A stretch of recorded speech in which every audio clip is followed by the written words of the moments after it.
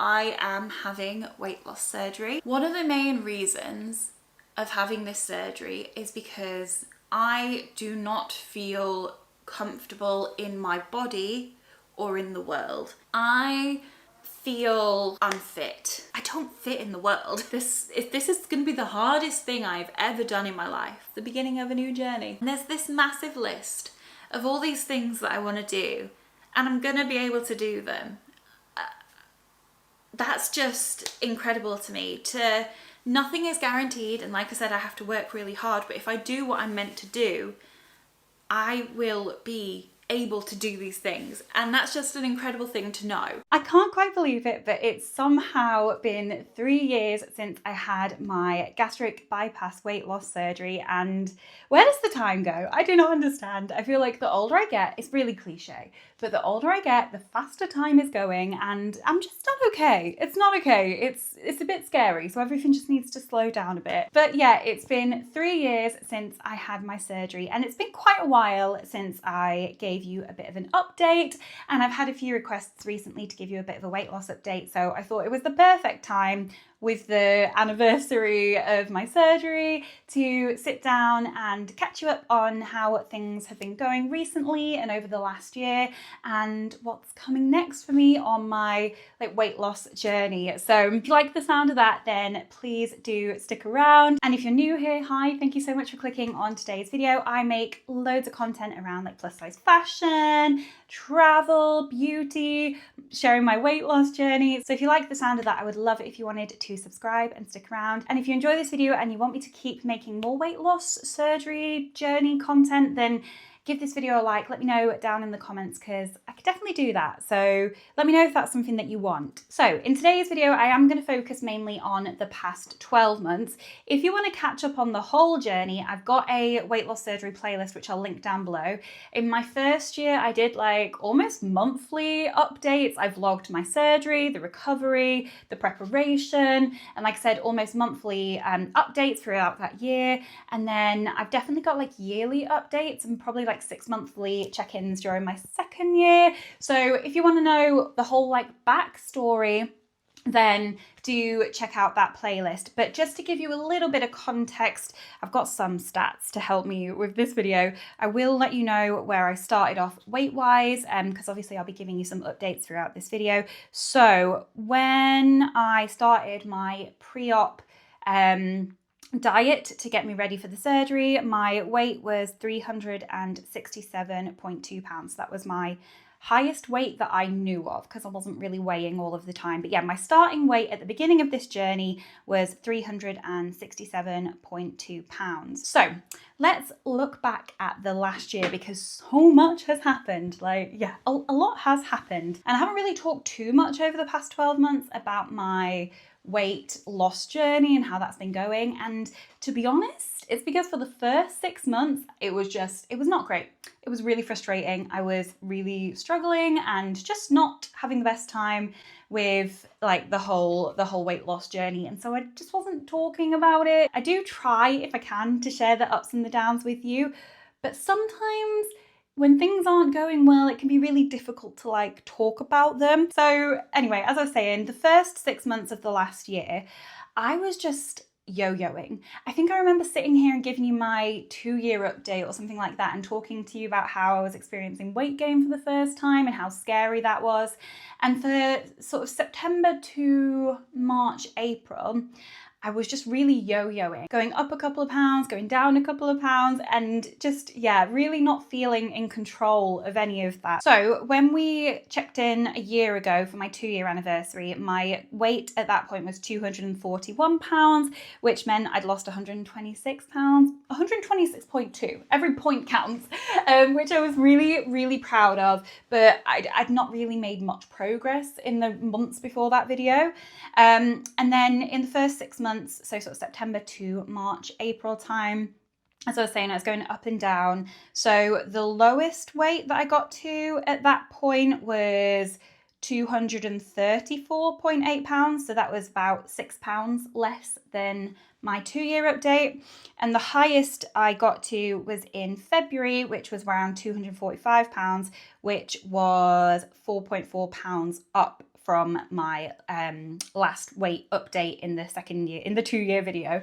I'm throwing loads of numbers at you here, guys, but the point is, there was a range of about like 10 pounds that over that 6 months I was going up and down, and it was kind of like this kind of trajectory. Like, it was going up and it was getting scary for me to have put 10 pounds on when I still had a good couple of stone to lose. Like, that was really scary, and I didn't feel like I could get in control of it. Nothing I was doing to try and control it was helping. I was really struggling with my like head hunger. This is something that I've talked about quite a lot. The sort of overthinking about food is something that I was finding really, really difficult. Just thinking about food, obsessing about food, to the point where if there was something in the house that I was thinking of, it would be easier to just eat it than it would be to keep trying to not think about it and fight that feeling. So yeah, I just wasn't really in control of my food. My portions still weren't like massive. They were still like, I'd say like a half of what they were pre-surgery, sometimes 2/3, depending on what the food was. But what I could do is snack for days, like crisps, snacks, chocolate, sweets. No problem. No problem. I could snack on those for days. So I think it was actually around February time, I actually decided that whilst I was feeling so out of control, because like sweets and chocolate are my kryptonite, it wasn't quite a ban, but I decided that I wasn't allowed to buy myself sweets or chocolate. If I was in a situation and they were presented to me, I could have them as a treat, but because I couldn't control myself, I wasn't allowed to buy them. And I'd said to myself at that point that it would be like that until I got back to my lowest weight, just to help me try and regain some of that feeling of control that I'd lost.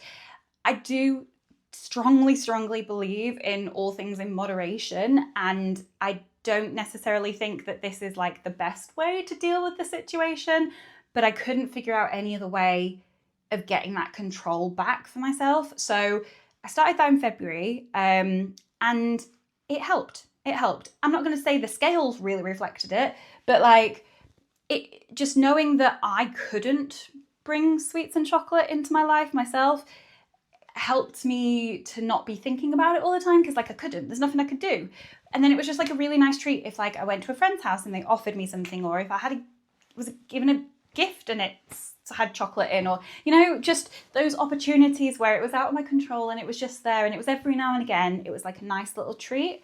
So yeah, I started that in February, and the intention was that I would do that until I got back to my lowest weight. But other than that, I didn't really managed to make any other change, so it wasn't like that wasn't going to solve all the problems, but at least I felt a bit more in control, so that was something. I during this time started ice skating. So I started ice skating in October, which had been an absolute lifelong dream of mine, and one of the biggest goals of like my weight loss journey was that I would start to ice skate, and I finally felt ready in October to start that, which has just been like the most incredible journey. I'm not going to talk about ice skating too much in this video.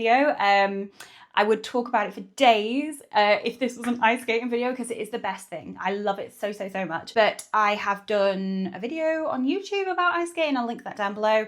And I do have an ice skating TikTok, which is Trina on Ice, which is just like, I love posting stuff on there. So if you want to know more about ice skating, it's all out there. And I can do another video if you want to. Just let me know.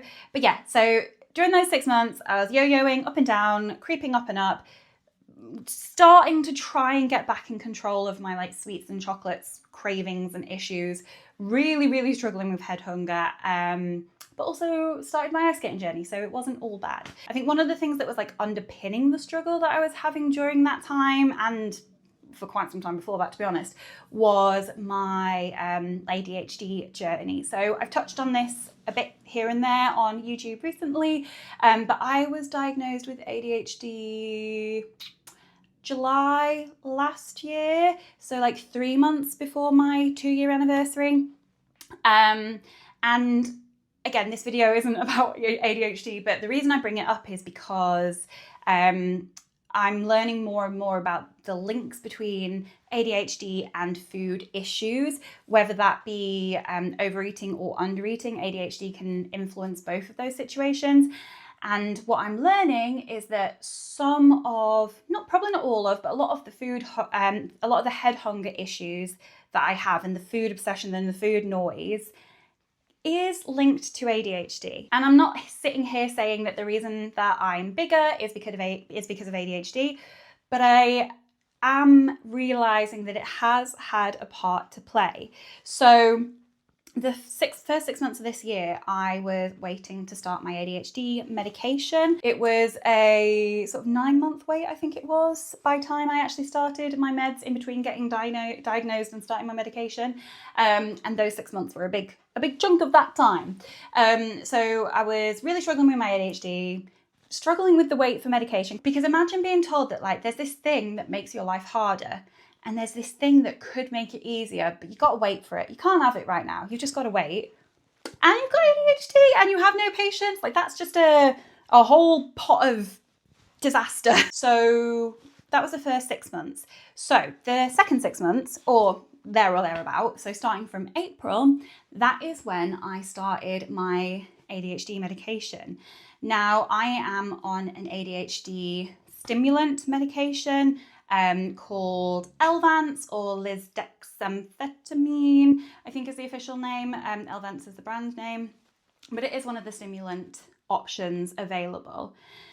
Now, this medication is interestingly also used to help people with binge eating disorders, and I imagine it's because it helps with the food noise, which it has. I've been on just a really, really tough journey with my ADHD medication. I cannot lie. I probably need to do a whole ADHD update video for you, so let me know if you want to see that. But it's not been easy. It's actually been really, really hard, and that's really, really frustrating. But the one positive thing from it, one of the positive things that have come out of that journey is that I have started losing weight again, and it really has helped to quieten the food obsession noise in my head.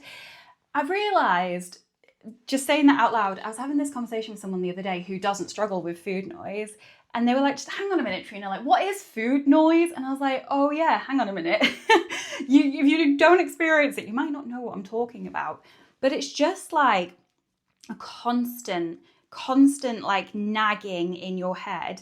I can't claim to know what addiction feels like, but I feel like it is the closest I've come to experiencing what I imagine addiction to feel like, just this constant thinking about this thing. And on bad days, it could be quite debilitating. I'm not going to say it was the most difficult thing to deal with at all, but it felt really, really difficult. But it's just an obsession. The thought cannot get out of your head. It is just front and center, and it's just going round and round and round until you eat the thing. I don't know if that does justice to how it feels, but hopefully, if anyone else really struggles with food noise, can you tell me if that is a good way of explaining it? But that's how it feels to me. But yeah, my ADHD medication has really helped with my food noise. It hasn't got rid of it completely, but it is so much more manageable, it's just incredible.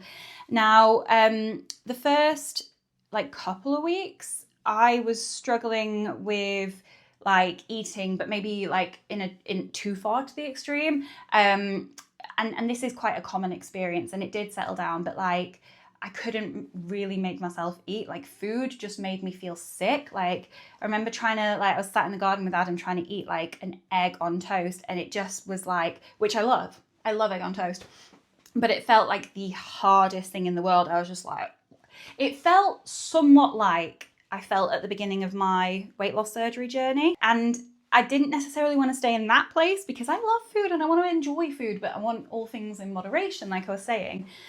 So that went on for a couple of weeks, but eventually that settled down, which was good. And I was able to eat again, but the food noise is just massively, massively reduced, which is the biggest relief. So where I'm at now with the whole food noise medication situation is that for the most part, on good days, I don't have that like constant ticking voice, nagging like reminder of food in my head, which honestly, I cannot tell you like how incredible that is to, because so what, like I had my weight loss surgery, right? And I didn't think it was gonna solve everything and that I'd never have to work again. But there was a really, really good period of time where that food noise just like was gone. And I was like, what? Is this like how it feels to not have that constant voice in your head? And when that came back, like that hit me like a ton of bricks. I wasn't expecting that to come back. I expected my my appetite to increase. I was aware that was coming, came quicker than I was expecting, but like I was aware that that was going to happen. What I wasn't ready for was that voice coming back and like hitting me like a brick wall. Like that was just not great. Was not happy about that. So it has been absolutely incredible that my medication has helped with that. It's not helped with everything, but that's one of the things it has helped with. So I'm now like less obsessed with food. In terms of my portion sizes, it depends. Like some days I can eat more, some days I can eat less. I really, really, really do struggle with my medication making me feel dehydrated and queasy sometimes. And on those days, I don't really want to eat. But for the most part, like I'm probably eating like a half, in terms of meal portions, probably like a half to 2/3 of what I was eating before, but the snacking has drastically reduced, which is amazing because I don't necessarily think it's my meals that cause the problems with my weight. I think it's the snacking, and that is a lot more in control. And in terms of like the food, the sweets and chocolate, even though I got back to my lowest weight and I'm now under the previous lowest weight, I've kind of kept that rule in place with a little bit of leeway. So for the most part, I don't buy myself sweets. I don't buy myself chocolate. If it's there, someone has it and I'm around them and they offer me some, I will have some because I love sweets and chocolate. And on certain occasions, like when I went to Belgium with my friend and we went into the Belgium chocolate shops, I obviously bought myself some chocolate, but it was such a relief that after that I came home and I was able to go back to, okay, I don't buy myself sweets and chocolate. So I'm proud of that. I don't know how long I'll do that for, but I know it just helps me. It just takes that like decision out of my hands a little bit. And for now, it's what's working for me. I still have treats. Do not get me wrong. Like Adam and I will have an ice cream, or we might have cookies every now and again. Like it's not that all treats, it's not about treats being banned. It's just sweets and chocolate specifically that are my like weak points. So yeah, that takes us to current day. So let me give you my latest weight loss stats and then we'll have a little bit of a chat about the future because there's some really exciting stuff happening, or that is going to be happening, that I really want to talk to you about. So my weight on 3rd of September 2025, which is my 3-year weight loss surgery anniversary, was 223.3 pounds, which means in total I've lost 143.9 pounds, which is 10 stone and 2 pounds. Now, let me tell you, because I hovered around that 10 stone, I never got it, but I got so close and then I started yo-yoing. When I stepped on the scales and I saw that I had lost 10 stone, I cried. I'm not gonna lie. I try really hard to not make it about like the numbers, but there's something about that 10 stone milestone. 10 stone milestone, that sounds, yeah. Especially when I'd got so close and didn't get there. Like that day, I just cried because I was really proud of myself, and especially because it genuinely felt at one point like I was never gonna lose weight again and that everything was falling apart. So to finally hit that like milestone, it just meant the absolute world to me. So yeah, 10 stone, 2 pounds lost, which is 65 kilograms for those of us that use kilograms. So in terms of over the past 12 months, that means I've lost 7.7 pounds, so half a stone, just a bit over. But the interesting thing is that since I started my medication, because I'd put weight on, I've actually lost 18.9 pounds since starting my medication. So it does just go to show that the medication is really helping me.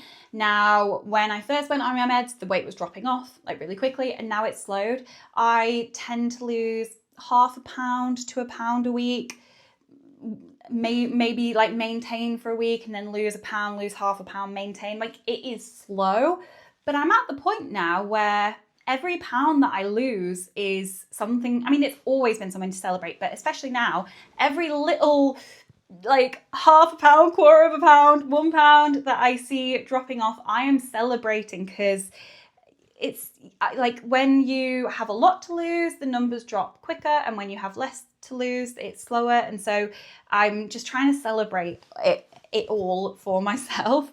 So yeah, my current weight is 223.3 pounds. What is that in stone? Let me do a quick maths. 223 divided by 14. So that's about 15 stone, 9 pounds. Is that right? I know I'm in the 15. I'm in the high 15s. I don't think that's quite right. I think I did, maybe, I don't know. I know that I'm in the high 15s because that was another thing when I stood on and I saw 15 stone for the first time. I was like, I don't know if I've ever been 15 stone. I mean, I've obviously been 15 stone, but I don't remember it. So yeah, that brings us up to current day.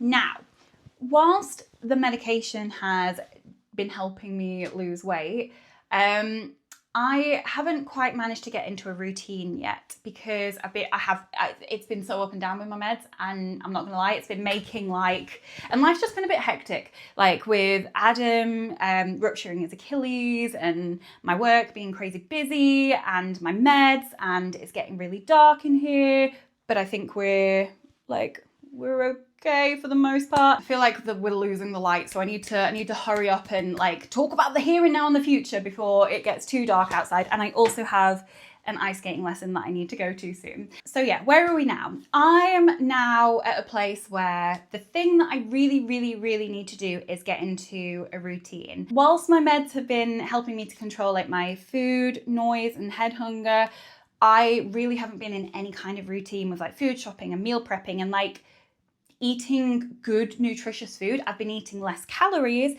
but I haven't been like fueling myself with good healthy food because I just haven't been able to like get into any kind of routine and food plan and prep and like do the food shop. Like, it's just been a couple of months that have been really like chaotic, between like my meds being really difficult to deal with, Adam rupturing his Achilles and needing a lot more help from me than like usual. I mean, there was a month where he had to have his leg flat like above his heart, so he was like laid down for a month and couldn't do anything, bless him. So there was that. My work's been like real intense, so there's just been a lot going on that's meant that getting in any kind of routine with food has just been impossible. But if I want to keep going with this trajectory, I really do need to start meal planning and prepping and getting back on track. So I was thinking, because when I do like vlogs with that kind of stuff, it actually really helps me to like stay on track.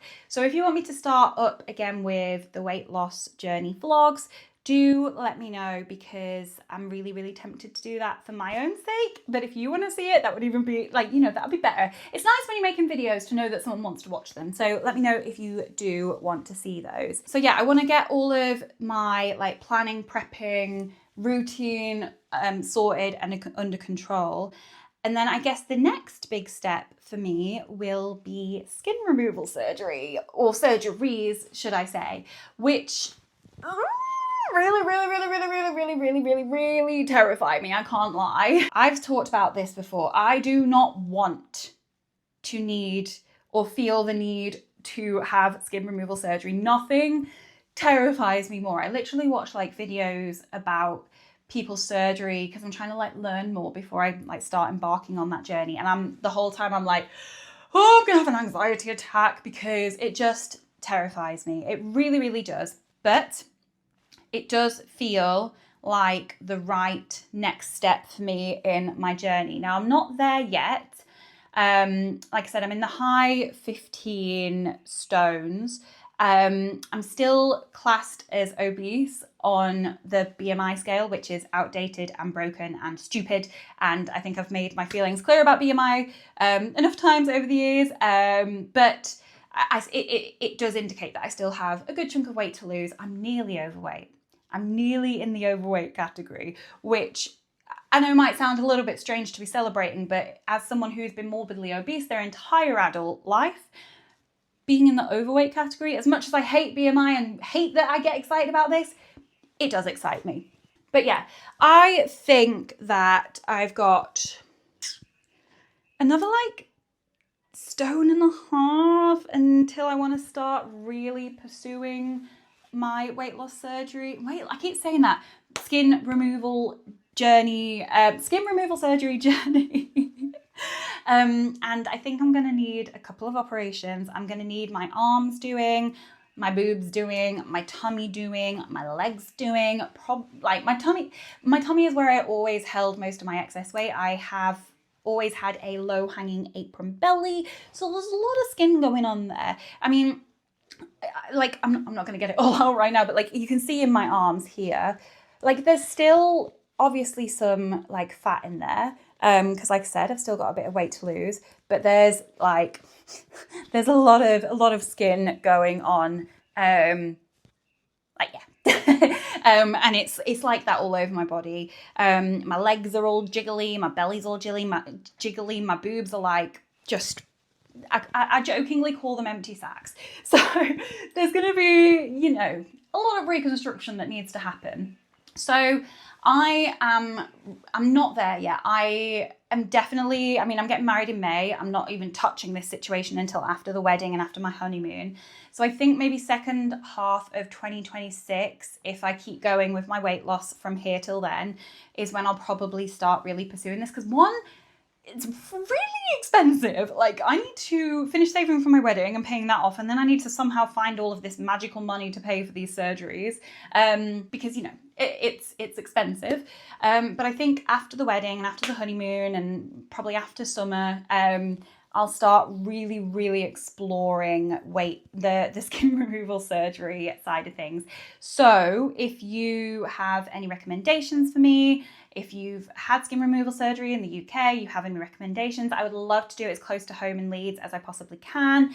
I'm just really starting that journey. So I would love, love, love to hear your advice, your experiences, anything that you would recommend I start thinking about or researching, being about a year out before I start really taking that side of the journey seriously. I would love to hear. So yeah, I think I'm really excited about the future and just seeing where I end up, because like I said, having been stagnant and up and down for so long, I thought my weight loss journey was over. I thought that was it. And so that's why, like I was saying before, every little new loss, every time I see a new lowest number on the scale, it's exciting, which is dangerous because I don't want to put too much importance on the number and the scale. That's always been my goal. It's been more about how I feel and the energy that I have and the health that I have and the ability to do the things that I want to do. So I do really need to keep reminding myself of that and not get too hung up on the number of the scale, and just remember all the incredible things that I can do now, like my ice skating, walking with Summer, the hikes that we did in Thailand up a mountain in the humidity. I'm realizing now that I'm maybe slipping into a little bit of a not great situation with the scales. So that's something that I've just realized I need to pay more attention to. I lost track of where I was then because I had a bit of a realization and epiphany live on camera, and it's throwing it down and it's got so dark. But yeah, I'm just really, really excited at the moment for the future. There's a lot of work that needs to come from here because I need to start really prepping and planning and working a little bit more thoughtfully with this journey going forward. But yeah, that's probably everything, or it probably should be everything because it's so dark in here now. So yeah, that's it. I've probably missed a load of stuff. I've written like bullet points of things that I wanted to mention, and I'm probably going to look at this afterwards and be like, well, you didn't say this, that, or the other. So if you want me to do another video, if you've got any questions you want to ask, if there's anything you want me to talk about, let me know in the comments. I can do like Q&A/update part 2, and I really want to start doing the vlogs again, so let me know if you do want to see that. But yeah, I just want to say thank you so much, because you're always so kind and supportive with everything that I do. Like, you guys are amazing. I feel very lucky, but you've been like really there for me on this whole journey. So I just want to thank you so much. It's meant the absolute world. And yeah, I'm so happy with where I am now, and I'm so excited to see where we're going to be in a year's time, and you know, hopefully starting my skin removal journey. I'll be married, I'll be a missus, but yeah, I'll keep you updated along the way till there, because like I said, I do want to do more vlogs and content. But yeah, I'm just looking forward to, I don't know, seeing where things end up. So I'm going to stop now before it like actually goes dark in this room, because yeah, I need to go get ready for my ice skating lesson. And yeah, thank you so much for listening to this rambly video, and for just being there for me and being so kind and supportive. And yeah, just a massive thank you. Okay, I'm gonna stop now. Thank you so much, and I'll see you next time.